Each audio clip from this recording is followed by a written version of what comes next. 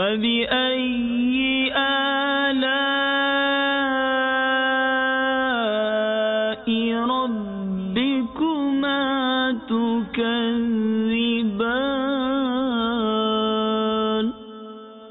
ترجمہ کنز ایمان، تو اپنے رب کی کون سی نعمت جھٹلاؤ گے؟ الحمدللہ رب العالمین، والصلاة والسلام علی سید المرسلین، اما بعد، فاعوذ باللہ من الشیطان الرجیم، بسم اللہ الرحمن الرحیم۔ الصلاة والسلام علیک یا رسول اللہ، وعلی آلک واصحابک یا حبیب اللہ۔ الصلاة والسلام علیک یا نبی اللہ، وعلی آلک واصحابک یا نور اللہ۔ میرے میٹھے میٹھے اسلامی بھائیوں اور مدنی چینل کے ناظرین، شرح الصدور میں حضرت سیدنا امام جلال الدین سیوطی شافعی علیہ رحمت اللہ القوی نقل فرماتے ہیں کہ حضرت سیدنا حفص بن عبداللہ رحمت اللہ تعالی علیہ کا بیان ہے کہ میں نے امام المحدثین حضرت سیدنا ابو زرعہ رحمت اللہ تعالی علیہ کو ان کی وفات کے بعد خواب میں دیکھا کہ وہ پہلے آسمان پر فرشتوں کو نماز پڑھا رہے ہیں۔ میں نے ان سے دریافت کیا کہ یا ابا زرعہ، کون سی عبادت کے صلے میں آپ کو یہ اعزاز و اکرام ملا ہے کہ آپ فرشتوں کو نماز پڑھا رہے ہیں؟ تو انہوں نے ارشاد فرمایا کہ میں نے اپنے ہاتھ سے 10 لاکھ حدیثیں لکھی ہیں اور ہر حدیث میں عن النبی کے بعد صلی اللہ علیہ وسلم لکھا، اور تم جانتے ہو کہ نبی رحمت شفیع امت صلی اللہ تعالی علیہ وآلہ وسلم کا فرمانے عالی شان ہے کہ جو مسلمان ایک مرتبہ مجھ پر درود شریف بھیجتا ہے تو اللہ تعالی اس پر 10 رحمتیں نازل فرماتا ہے۔ تو یہ درود شریف کی برکت ہے کہ رب تعالی عز و جل نے مجھے فرشتوں کا امام بنا دیا ہے۔ صلو علی الحبیب صلی اللہ تعالی علی محمد۔ میرے میٹھے میٹھے اسلامی بھائیوں، مجدد دین و ملت، پروانہ شمع رسالت، اعلیٰ حضرت شاہ مولانا امام احمد رضا خان علیہ رحمت الرحمن 1337 سنہ ہجری میں بمطابق 1919 عیسوی صدی میں جبل پور تشریف لے جا رہے تھے۔ آپ کے خادم خاص حاجی کفایت اللہ رحمت اللہ تعالی علیہ بھی ہم سفر تھے۔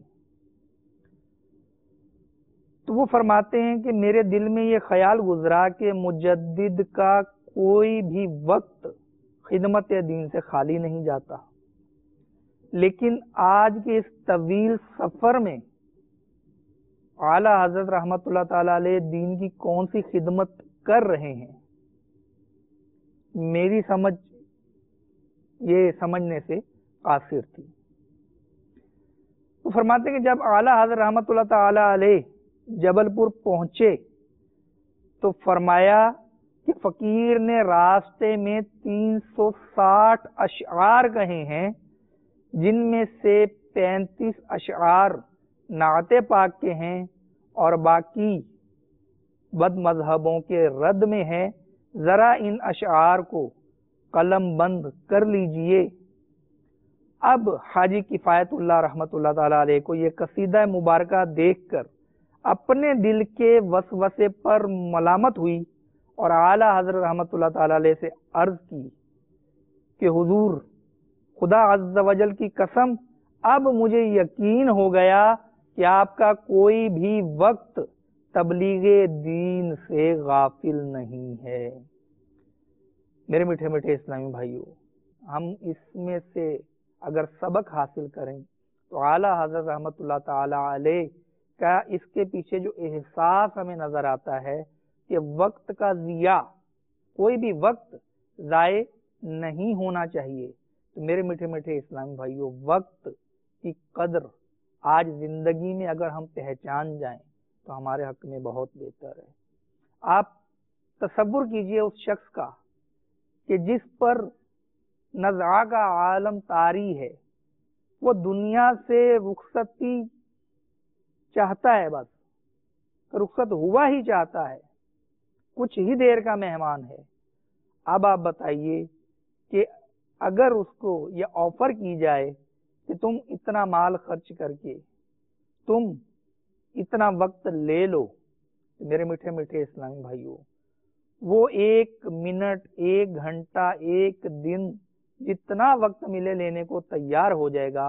اور اگر سمجھانے کے لیے عرض کر رہا ہوں کہ اگر اس سے یہ کہا جائے کہ تمہاری زندگی جو 6 بجے ختم ہونے والی تھی وہ اب 7 بجے ختم ہوگی، اس 1 گھنٹے میں جو تمہیں آخرت کی تیاری کے لیے عمل کرنا ہے کر لو، تو میرے میٹھے میٹھے اسلامی بھائیوں، آپ بتائیے کہ اس 1 گھنٹے میں 60 منٹ، 60 منٹ میں سے ہر منٹ میں 60 سیکنڈ، اور سیکنڈ کی بھی آگے تقسیم ہوتی ہے، اس میں سے کون سا لمحہ یا لمحے کا 1000واں حصہ وہ شخص بیکار گزارنے پر تیار ہوگا، جس کو پتا ہے کہ I have to go، کہ اب مجھے چلے جانا ہے اس دنیا سے۔ تو یہ آفر ملے، اس کا کوئی تاریخ میں ثبوت نہیں۔ نبی کریم رؤوف الرحیم صلی اللہ تعالی علیہ وآلہ وسلم کی بارگاہ میں ایک صحابی حاضر تھے، تفسیر کبیر کے اندر یہ واقعہ لکھا ہے۔ تو ان کی زندگی کی 1 گھڑی باقی رہ گئی تھی، تو انہوں نے نبی پاک صاحب الاولاق صلی اللہ تعالی علیہ وآلہ وسلم سے گزارش کی، مشورہ کے لیے درخواست کی۔ تو آپ صلی اللہ تعالی علیہ وآلہ وسلم نے ان کو علم دین سیکھنے میں مشغول ہو جانے کا حکم ارشاد فرمایا۔ تو میرے میٹھے میٹھے اسلامی بھائیوں، وقت آج جس تیزی سے گزر رہا ہے ہمیں اس کا ادراک نہیں۔ اس وقت کی نعمت کو، اس وقت کی دولت کو ہم اپنی اخروی زندگی کے لیے مصائب خریدنے میں خرچ کر رہے ہیں یا پھر آسائشیں خریدنے میں خرچ کر رہے ہیں، ہمیں اس کا بھی کما حق احساس نہیں۔ لیکن کل جب میدان محشر میں ہماری حاضری ہوگی تو وہاں 2 ہی قسم کے گروہ ہوں گے۔ ایک وہ گروہ جس کو جنت میں داخلے کی خوشخبری سنائی جائے گی، اور وہ اپنا نوشتہ لے کر چلے گا اور خوشی سے دوسروں کو پکارے گا کہ آؤ دیکھو کہ میں اپنا پھل پا گیا۔ اس طرح کے مضامین قرآن پاک میں آئے ہیں کہ وہ خوشی کا اظہار کرے گا۔ تو وہ خوش نصیب جس کو اس وقت کی نعمت درست استعمال کرنے کی صورت میں، نیکیاں کمانے کی صورت میں خوشخبری ملی جنت میں داخلے کی، اس کی خوشی کا عالم کیا ہوگا۔ اور دوسری طرف وہ شخص جو اس وقت دکھی ہوگا، کیونکہ اس شخص کو گناہ کمانے کی وجہ سے جہنم میں جانے کا حکم ارشاد ہو جائے گا۔ تو آج ہم اپنے معاشرے میں دیکھیں کہ وقت ایک ہے، لیکن اس کا استعمال 2 طرح سے ہو رہا ہے۔ ایک وہ شخص ہے کہ جب ظہر کا وقت ہوتا ہے تو وہ ظہر کی نماز پڑھنے کے لیے مسجد کا رخ اختیار کرتا ہے، اور ایک وہ شخص ہے کہ جو دوپہر کا وقت ہوتا ہے تو وہ سنیما گھر کا رخ کرتا ہے، وہ برائی کے اڈے کی طرف جانے کے لیے نکل کھڑا ہوتا ہے۔ دونوں میں کتنا فرق ہے میرے میٹھے میٹھے اسلامی بھائی۔ ہم اپنا محاسبہ کریں کیونکہ خود کو جج کرنا، خود کا محاسبہ کرنا جتنا زیادہ مفید ہے، کسی دوسرے کا محاسبہ کم مفید ہوتا ہے کہ دوسرا آپ کی برائی کی نشاندہی کرتے وقت جھجکے گا، وہ انداز اختیار کرے گا کہ آپ کو برا نہ لگ جائے، وہ 10 برائیاں گنوائے گا، ہو سکتا ہے 2 نہ گنوا سکیں، لیکن جب ہم تنہا بالکل یکسوئی کے ساتھ بیٹھ کر اپنے بارے میں خود سوچیں گے کہ یار میں کس طرف جا رہا ہوں، میرا سفر کس راستے پر ہے، میری سفر کی منزل کیا ہے، اس وقت پھر ہمیں اپنے سامنے ایک آئینہ لگا ہوا دکھائی دے گا جس میں ہماری ذات اور ہماری اوصاف سارے کے سارے کھل کے سامنے آ جائیں گے۔ تو ہم کسی کا انتظار کیوں کرتے ہیں کہ وہ ہمیں فلمیں دیکھنے میں شرمندہ کرے؟ ہم کسی کا انتظار کیوں کرتے ہیں کہ وہ شراب پینے پر ہمیں ملامت کرے؟ ہم کسی کا انتظار کیوں کرتے ہیں کہ وہ نمازوں کی ترغیب دے کر ہمیں مسجد میں لے جائے؟ ہم کسی کا انتظار کیوں کر رہے ہیں کہ وہ ہمیں اس دنیا میں، ہمارے محلے میں، ہماری کمیونٹی میں، ہمارے اٹھنے بیٹھنے والوں میں ہمیں بدنام کر دے، اس کے بعد پھر ہم ریورس گیئر لگائیں کہ بس اب میں بہت بدنام ہو چکا، اب میں مزید برائیاں نہیں کروں گا، مزید گناہ نہیں کروں گا۔ تو میرے میٹھے میٹھے اسلامی بھائیوں، سمجھدار وہ ہے تو ٹھوکر کھانے سے پہلے ہوش میں آ جائیں، کیونکہ ٹھوکر کھا کر گرے گا تو اس کو پھر نقصان بھی پہنچتا ہے۔ تو جو عزت ایک دفعہ چلی جائے اس کو بحال کرنے میں بہت وقت لگتا ہے۔ تو ہم کسی کا انتظار کرتے ہیں وہ ہمیں نماز کی ترغیب دلائے گا، تو ہم خود کیوں نہیں ترغیب دینے والے بن جاتے؟ ہم خود کیوں نہیں سراپا ترغیب بن جاتے؟ کیا ہمیں نہیں معلوم کہ ایک عاقل بالغ مسلمان پر 5 وقت کی نماز فرض ہے؟ کون سا مسلمان ہوگا جس کو یہ بات معلوم نہیں ہوگی؟ لیکن افسوس، آپ دیکھ لیجئے کہ جمعے کے دن تھوڑی سی مسجد زیادہ بھری ہوئی ہوگی اور عید کے دن خاص کر زیادہ بھری ہوئی ہوتی ہے، کیونکہ چند ایک لوگوں کو چھوڑ کر باقی بہرحال عید کی نماز تو ادا کرتے ہیں، اللہ ماشاء اللہ کسی ملک میں ایسے حالات ہوں کہ عید کی بھی نماز نہ پڑھتے ہوں تو ہم کیا کہہ سکتے ہیں؟ ہم اس پہ افسوس ہی کر سکتے ہیں۔ اے کاش ہمیں اس وقت کی نعمت کا احساس ہو جائے، کیونکہ یہ وقت کی نعمت اگر آج ہم نے ضائع کر دی تو یہ وقت پھر دوبارہ ہمارے ہاتھ نہیں آئے گا۔ ترمذی شریف کی حدیث پاک سنیے کہ قیامت کے دن بندہ اس وقت تک قدم نہیں اٹھا سکے گا جب تک اس سے 4 چیزیں نہ پوچھ لی جائیں۔ نمبر 1، اس نے اپنی زندگی کیسے گزاری؟ اس نے اپنے علم پر کہاں تک عمل کیا؟ اس نے مال کہاں سے کمایا اور کہاں خرچ کیا؟ اور اس نے اپنا جسم کس کام میں کھپایا؟ تو میرے میٹھے میٹھے اسلامی بھائیوں، عمر کے بارے میں بھی سوال ہوگا کہ زندگی کیسے گزاری؟ ابھی ہم زندہ ہیں، ہماری سانسوں کا رشتہ بحال ہے ہم سے، کبھی تو سوچئے،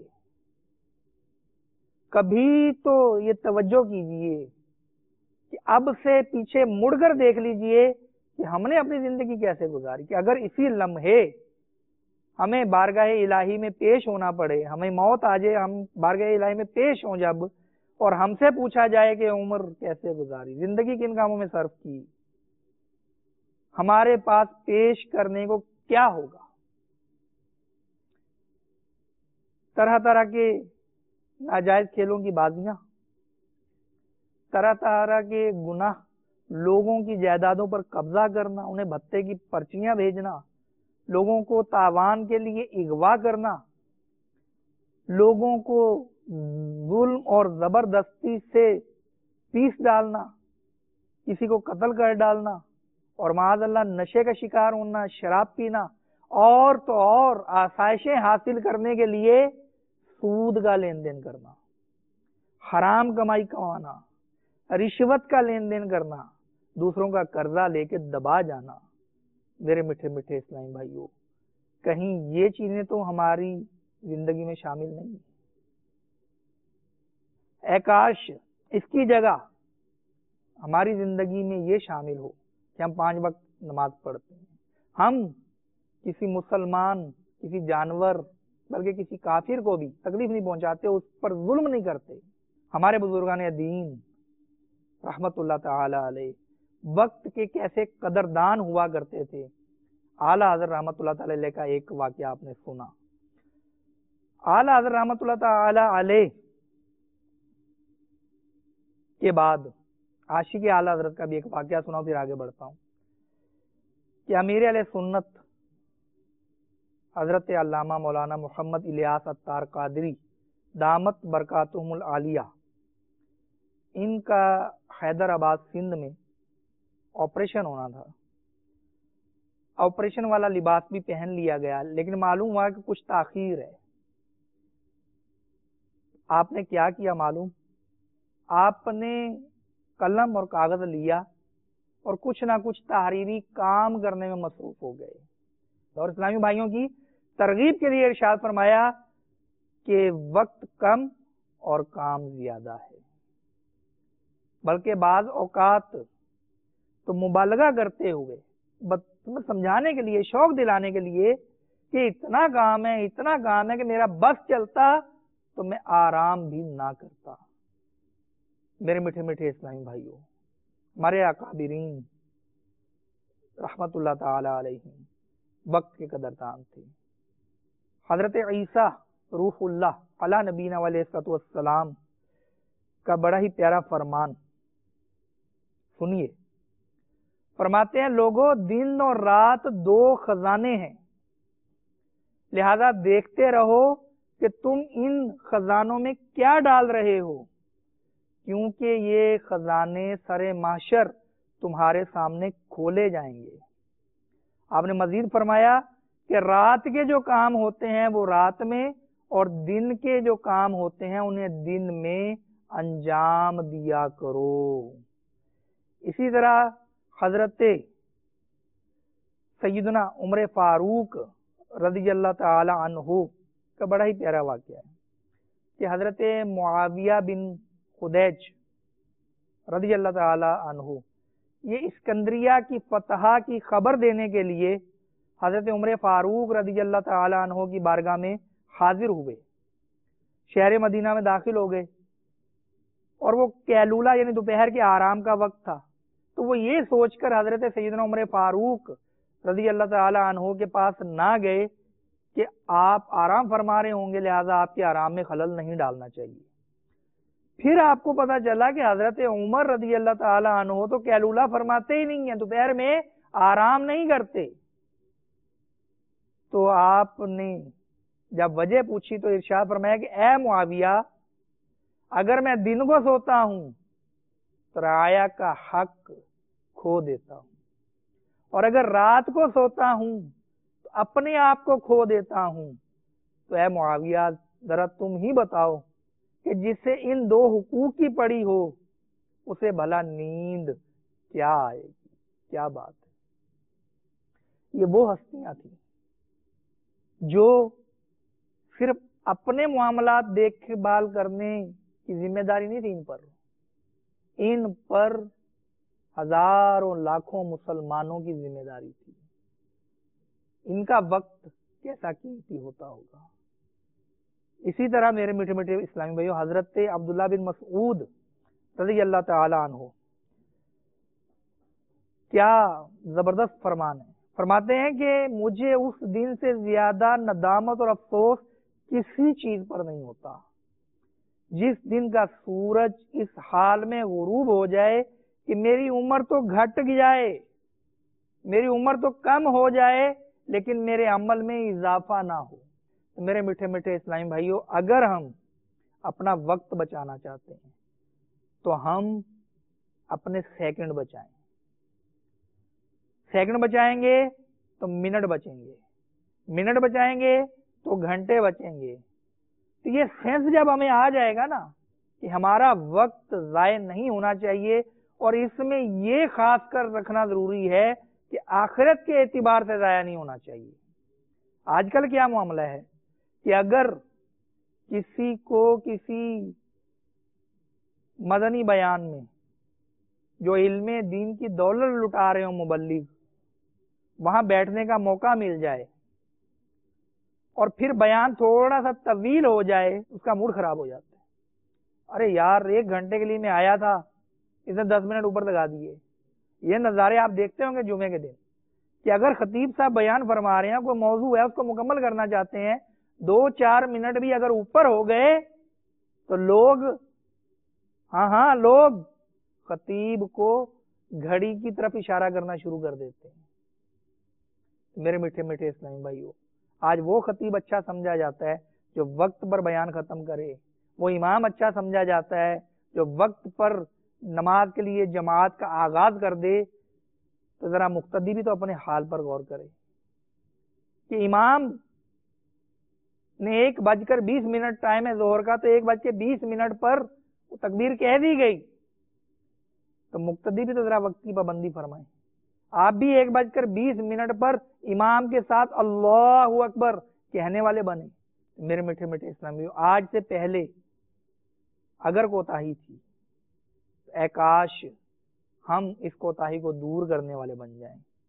ہم اس کوتاہی کو دور کر کے پھر اس کوتاہی کا ازالہ کرنے والے بن جائیں۔ ایک اور بہت زبردست واقعہ اسی موضوع پر کہ وقت کا استعمال جو صحیح کر لیتا ہے اس کے تو مزے لگ جاتے ہیں۔ حضرت عبداللہ بن عباس رضی اللہ تعالی عنہما، ان کا بڑا ہی پیارا ایک واقعہ ہے کہ آپ نے جو فیصلہ لیا وہ وقت کے حوالے سے تھا۔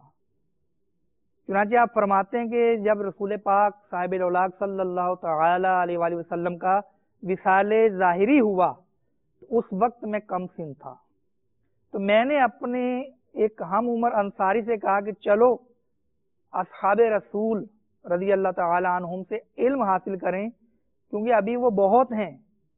تو وہ انصاری کہنے لگے ابن عباس، اتنے صحابیوں کی موجودگی میں لوگوں کو بھلا تمہاری کیا ضرورت پڑے گی؟ وہ فرماتے ہیں کہ میں اکیلا ہی علم حاصل کرنے میں لگ گیا۔ بارہا ایسا ہوا کہ مجھے پتا چلتا کہ فلاں صحابی رضی اللہ تعالی عنہ کے پاس فلاں حدیث ہے، تو میں ان کے گھر دوڑا دوڑا جاتا۔ اگر وہ کیلولے میں ہوتے یعنی دوپہر کا آرام کر رہے ہوتے تو میں اپنی چادر کا تکیہ بنا کر ان کے دروازے پر پڑا رہتا، گرم ہوا میرے چہرے کو جھلساتی۔ جب وہ صحابی باہر آتے اور مجھے اس حال میں پاتے تو متاثر ہو کر کہتے کہ رسول اللہ صلی اللہ علیہ وسلم کے چچا کے بیٹے آپ کیا چاہتے ہیں؟ میں کہتا کہ میں نے سنا ہے کہ آپ رسول پاک صلی اللہ تعالی علیہ وآلہ وسلم کی فلاں حدیث روایت کرتے ہیں، میں اسی کی طلب میں حاضر ہوا ہوں۔ وہ کہتے آپ نے کسی کو بھیج کر مجھے بلوا لیا ہوتا؟ میں جواب دیتا کہ نہیں، اس کام کے لیے مجھے خود ہی آنا چاہیے تھا۔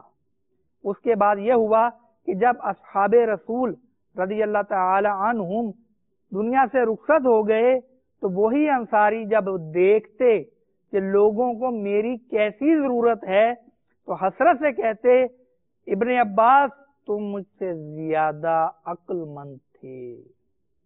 اپنے وقت کا استعمال کیسا کرنا ہے، اس کا فیصلہ اگر صحیح وقت پر کر لیا جائے تو پھر وقت گزرنے کے بعد اس وقت ہمیں پچھتاوا نہیں ہوگا۔ میرے میٹھے میٹھے اسلامی بھائیوں، وقت انمول نعمت ہے، اس کو مال دے کر نہیں ہم خرید سکتے۔ جو وقت گزر گیا اسے واپس نہیں لا سکتے۔